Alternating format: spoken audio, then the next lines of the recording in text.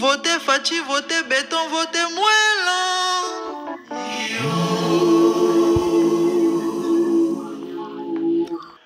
Votez Félix, votez Antoine, votez Chilombo.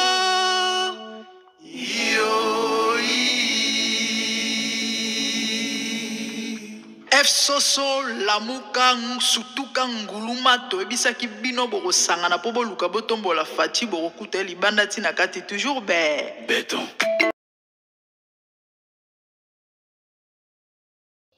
Boto bandiam de GT mafuta sikizali nga bino na grande dame avec un grand G dans la cadre actualité to lisusu bandeko ba bolingo kopesa basango kopesa toli kande to mesana ya mambo ezoleka na communauté. C'est vrai actuellement matière eza tellement ebelozwa wapi opona wapi ozwa nini donc solde penza ya format tout na ngambu koto mabe kuna mabe solingo ya mayebo soko lia mbiso donc c'est tellement ebele que mais bon de toutes les façons bino boye biso mère aye koloba seki ya koloba ezali toyaka kolobela mambo eza important oyo toyebi ke bato bakotezwa un plus eza likambo ya eyenga.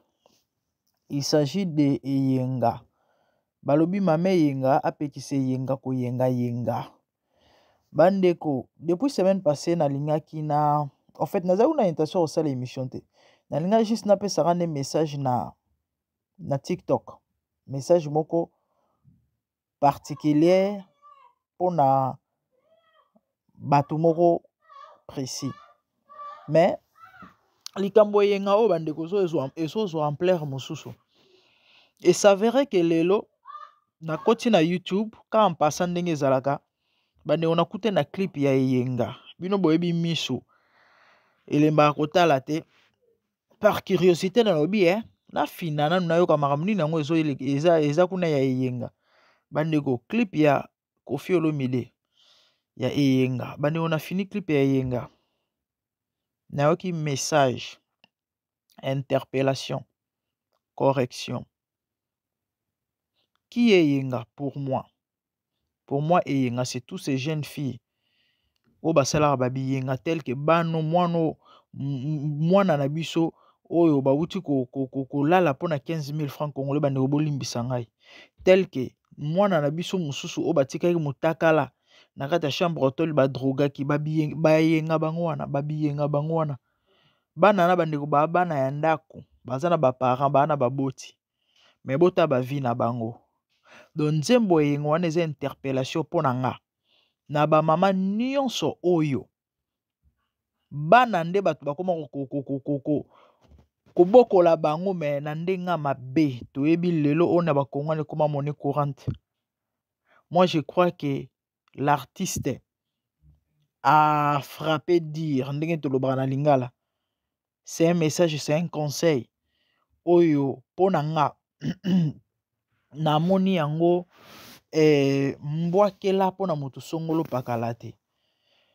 Les amis likambo eyenga oyo ezikisi sous Zaïre tellement bamatière eza ebele yango bomoni bato mingi bazokipe penza yango nano te parce que balobela makambo ya juju na dudu mabe balobela makambo ya jani esili nano te donc wana eza déjà bamatière moya kosakana te bakende susu na bandeko personnellement sans parti pris sans fanatisme déjà nazalaka fan na motu te nga nazala fan na Yesu mais quand nde toyebisaka bino tolobelaka nyonso s'il faut bato batire instruction na likambo songolo pakala ezokipe te o nana asalaki nana azongisaki nana akendaki nana matisaki aketisaki on va en parler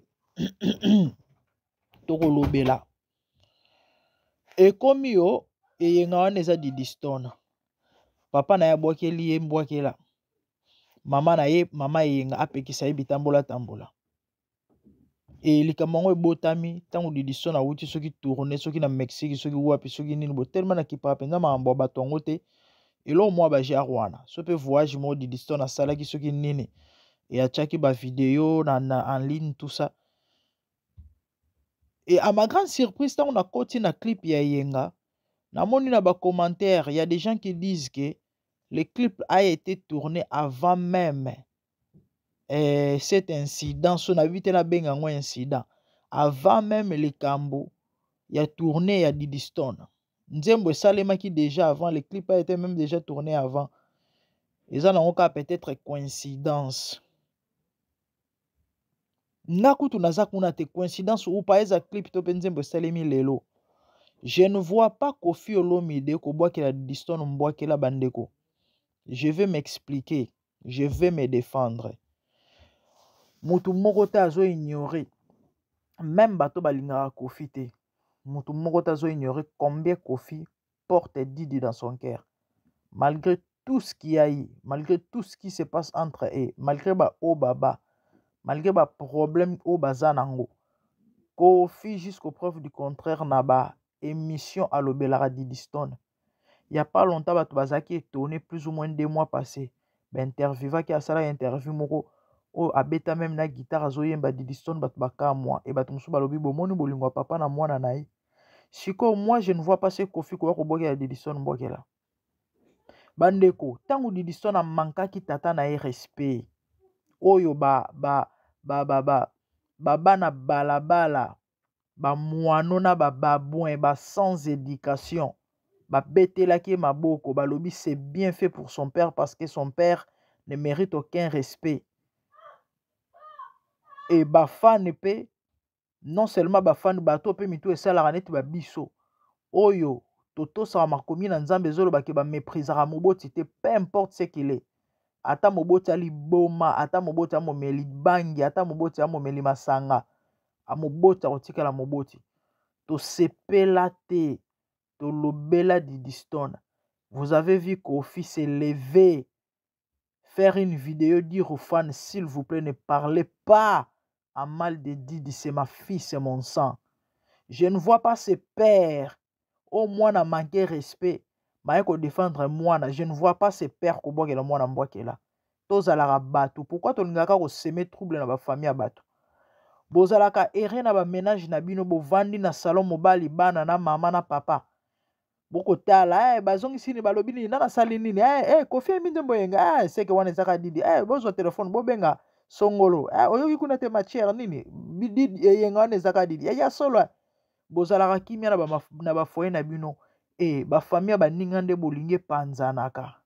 Congolais tika motema mabe. Tika motema mabe botika kopanzaka ba famille ya bato. Botika kosopaka ba pétrole na ba moto place moto zopela déjà na ba bota bato na place boluka kimia na place bosangisa bato. Et na moni même bato musu kokende plus loin ko saela ngo ba poste, voire même ba journaliste. Que moi nata sumina loboko ya tata obwaka mwana ta kosukula loboko. O tata nde nyaki na kobokela, mais qui vous a dit ka bwakeli mwana ne mbwakela? Boza bato ya ndenge nini? Koffi aza artiste. Inspiration soko eyeli ya kobeta ngo ka ndenge eyeli wana. Nzembo wana mutu nyonso yoki yango amoni ke c'est vrai toyebi ke Koffi parmi ba musicien o bayembaka des fois ba bêtise na mambo ya kitoko to tolingaka te wana azali. Mais néanmoins, lorsque Moutouassel et l'homme ils ont mérité ma félicitation, il faut qu'on félicite. Moi, je vous ai toujours dit, attention qui Satan sali malam la malam wana. Parce que si Jésus a reconnu même la bonne qualité ou encore on attire du serpent, au bisoto ebi que nos serpents anciens à diable. Mazolo bana na nzambe ba chrétien ba disciple basa la prudent lokola serpent. Combien biso bato mokili to lobela ngote. Attention qui Koffi aza au diable pour beaucoup de gens. Mais néanmoins, Bobo Sanateke a mutosa la fierté à la culture congolaise. Bandeko, naloba na batu toujours. Tovana na mokili, tovana na lola te. Je suis chrétien, oui, c'est vrai, na s'intéresser à la musique, on a mais il y a de ces choses-là, et quoi échapper ngate. Bota neti na beti bio le son na kota YouTube, na kota na libakwa nzembo yenga. Tellement ezelo mo ezolo bise sa makelele, par curiosité, no bino na yoga na no pe yengango. Na yoga ne ba bwakeli Didi mbwakela, je ne vois pas Koffi Olomide ko bwakela Didiston mbwakela, pas du tout. Pourquoi tozalaka boye? Poani tozalaka boye? Ata so bolingi mutu te to bolingaka mutu te, s'il vous plaît. S'il vous plaît. Koffi reste le meilleur de tous les temps. Ata boboyango. Bolukelanga mutu a génération Koffi Olomide o tilelo. Azaka à la page net Viewana. Azate presque 50 ans de carrière. Tanga bandi musique ba misusu o lelo ba odondwa. exista même pas babotama te. Babotami bakoli baleki epa na ye alakisi bango musique. Lelo pe bakomi parce que mwana kola toujours. Atikalaka mwana libela te. Bakomi pe ba patron na bandenge na bango mais Kofi est toujours Kofi. Bandeko, c'est un gars à féliciter hein. Au contraire, ole kutu bo encourager bo betele maboko. Aokende retraite kala te. Mais bolingi bo kotisa tato koma bolingi bo pikese crise lokola Jani bolingi bo bomaye. Po anika ko krashaka siri ata so asale loko malamu. Po na nini ba kongole toza boye. Donc moto roza sous libre ta ko vivre sous vie na été ya salara eloko boye. Ah c'est ka lobeli Didiston. Azongisa boye. Ah c'est que ba fingi alia. Ah sala mais attendez, vous voulez quoi au juste? Mame yenga pekise yenga tika ko yenga mame yenga yebise yenga kitoko ya tala kitoko ya suki kitala tala suki zata mame yenga mabele mokonzi mame yenga yebise yenga ayeba nzambe kose Kofi qui chante ça do azola kisake beauté silaka azola kisake vanité de vanité abi mame yenga yebise yenga alobi mama muto alakisa mwana papa na ye mwana yeba ko respecter moboti to pe baboti. Mais c'est un conseil tato azoko pesa pona ba mame yenga nyonso biyenga kombe tona bango na ba famille bandeko. Tozo mona ba biyenge bele na ba réseaux sociaux ba mambo bazo sala ba vrai biyenga. Mais batu bazu yango kaka ba latisi yango Didiston balobi ke yenga na ezaka Didiston et batu ba ke plus loin yana batu nso ba même ko finga violo mide. Na mwana mwasi ya chronique ezo ya impolio azayelongi mukuse o. O bazo finga na ka ba période de mama ko finga na ya ba falia wa azaki pe ala na page penza o penza biso tanga ba kombo te bandeko to na panza mafinga te. Fio azayelongi mukuso azako finga vie. Mais attendez, soki Didiston aze yenga seke Kofi aza pape yenga. De wana seke Kofi asali loko te parce que amefingi pe ye moko soki eza Didiston nde yenga seke Kofi amefingi. Pourquoi batu baza conscienté? Pourquoi ni batu ba ko juger te ou encore ko analyser likambo ta avant ba komanda koloba bi piuku ka ndenge batu ba osama kelele na makamba Jani awa. Que la brine a bomi, la brine a ok, la brine a salaki azaki mabeto boite, mais croyez-vous que Jani n'avait pas quand même une part de responsabilité sur sa vie? C'est ça les Congolais. Bandeko totika biloko ya malamu te. Totika kopanza ba foyer batu ba famille batu. Ba ménage ya batu pendant que biso to vivre en paix na mabota na biso bana na biso. Mabala na mibali na biso babasi na biso. C'est pas bon. Didiston n'est pas yenga. Et Kofi Robois qu'elle a jamais, moi la n'embois qu'elle a surtout kalinga ke mingi qui ne sait pas. Kofi a ko défendre Didi na mai na miso Didi o wapi ka moko finga ki a manka ki respect. Est-ce que un enfant a ko loba na moboti na ye de la sorte a ko tenir ba langage au mwana na tenaka. Surtout na culture na biso ça ne passe pas. Mais tata na zo occupé ma mbona te po ni mwana ye. Et puis binoboya un matin vous rêvez boya koloba ke no aboki moi nemboa ke la boza normal. Boza vraiment batou. Ah franchement ba Congolais vous devez arrêter hein. Attention bolingi mototé. Botika quadra. Na espace ya 24 heures ya pamba bandeko. Nzembo déjà zokene na au-delà ya 200 000 vies. Mais quand ce beta 1 million en moins d'une semaine à ati. Ils beta 1 million en moins d'une semaine. Kofi a combien d'abonnés sur YouTube? Après muta boye bozo wanga na ye vraiment ya solo wana boyo ka soni ko boyo ka soni boyo ka soni. L'homme ne recevra que ce qui lui est donné du ciel, dit la Bible. Qui ou pas qui Dieu l'a béni. Il a un talent et a profité na temps na ye point barre. Ah oui. Ba misu basala ba sexa une année ba misu basala ba 2 ans ba misu ya ba 5 ans ba misu ya ba 10 ans. Bakufa bakenda misu bazaka na bomoi me sango ndambu me tata na banda ti lelo eza satana te eza nzambe, eza kisi te, eza aura, eza nzambe. Parce que kisi esilaka mpe un moment. Ebele baye nsima na ye awa batika makambo ya bamiziki bayoka na soto ndekutu batikala kosala miziki te mpo ane. Mais kasi kisi elembaka air moko boyebaka te kisi esila air moko eza neti obeli mingi omeli kisi mingi kisi esasu na nzoto te. Est-ce que bato bayebaka? Boti baweka sono na babimisa su baalbum te mpo ane bajibe et les autres. Mpo ane bontili banzembo esili? Non. Banzembo esili te. Musicien asilaka nzembo te. A moins kazala musicien ya kimbambala. Mais soki kenon musique eza penza art na makila ya likabo aza nango non il compose toujours bakomaka toujours. Mais est-ce que botuna ba question pourquoi babimisa su album te? Kisi esimba su te ezalaka bongo. Nde bazana bayebi kenon so na meko bimisa bupepe nzadi ebeta te eyokana te ezalaka bongo. Botuna bato bavandi na bamilieu oyo bayebi koma makambo bakisi fonctionnant ils vous diront makambo nazoyebisa bino. To maîtriser moi muke makambo molimo yango mona ofungola bino makambo. Il a juste la grâce eza ngolu.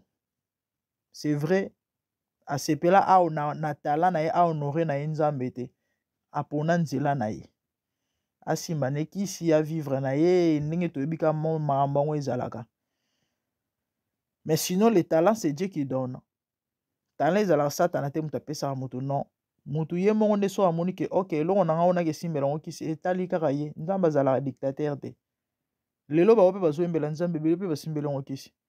Ye moko asepeli ao s'orienter bongo. Nzambe yalakisa neka mutu nzela. Nzela malamu yango ya mabe yango. Poza la bia pona malamu. So mo omoni ke ate kuna te nga pona na nzela mabe etali yo. Etali yo. Mais sinon c'est Dieu qui bénit. Talent, don, c'est Dieu qui donne. C'est Dieu qui bénit. Satan pia mutu eloko te. Les vieux là, nzamba pambola et point barre. Malheureusement ka sepela ne ko honorer nzambe te na musala ngo asalaka. Biso to sa analyse to lobelaka makambo to mona na oto yebi quoi. C'est un peu dans ce sens là. Donc na mukuse c'est ça. Les vieux et les meilleurs botika ye. Âge peut se pousser nyazo qui est 70 ans. Vous croyez qu'à revivre 30 ans ou plus? Son nzamba pambola ou mana santa gloire à Dieu. Mais peut-être à 30 ans revivre na sena moïté. Attention ça la 30 ans sur 40 ans. Ah ok, confiant 68 ans déjà, il a moqué. Au lieu de se faire la bonne star na bino en vie. Attention aux fan na été, mais il est congolais comme toi. Il fait la fierté de la culture. Au Congo jamais relever la culture congolaise sans parler de Kofi. Sikoyo, mutaboye vraiment ole bo présier, bo pese longonia mais bino bozol kabo étouffé bo maïnde bo midjani. Nenge jani a Kofi. C'est méchant. Kofi a boakeli Didiston boakela te. Arrêtez avec ça. Et yenga c'est pas Didi. Et yenga eza babi yenga nyonso to so mona to yebi. Ba fia ba 15 000 francs. Na o mususu na batike mutakala na hôtel Benicia. Baza ça c'est belé na ba TikTok wana to mona ka monaka bango. Bano bakina kotambola inutilement. O bo mona ki ba ona Dubai bakangi ba batie ba vidéo bakangi ba selfie ba boaki sans raison. Biyenga bango wana ba maman bango faut ba pekisa bango parce que via mukuse. Conseil tato me kopesa na nzembo yango na rien à voir avec Didiston. Amo ana lingaka ye. Amo ana lingaka ye. Ba congolais to tika des fois ba maambo to tika mutu na besoin buzz, soit na besoin ba vie, soit na besoin matière. Akomo ke ko luka ma remplace maambo ezate ka pozo litière. Yango bomoni lelo na ba malheur ya bato. Et comme ba matière ba misusu. Et comme bonheur, malheur ba ninga bonheur ba misusu. Na mama yoke la ma na mama yoke la pasi. Na marambu yako et comme nango ba matière. Comme nango ba matière ba dozo sepela pour la matière. Franchement les Congolais que Dieu nous aide. Oh Congo, boko. So nzambe te zara pasi. Bandeko. Moi analyse mke na zaino pona likambo yenga yango wana. En tout cas, na osili c'est la awa que Dieu vous bénisse, abonnez-vous massivement sur MDGD TV. Ma foute est sika. De bonnes choses à vous. Que le Seigneur vous bénisse. Merci, au revoir.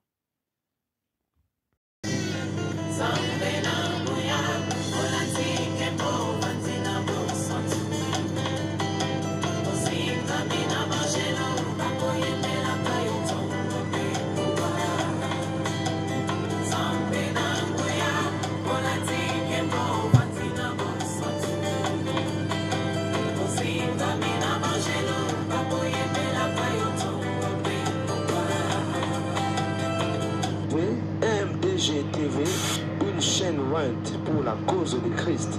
Mafuta Yasika, Mafuta Yasika, Mafuta Yasika.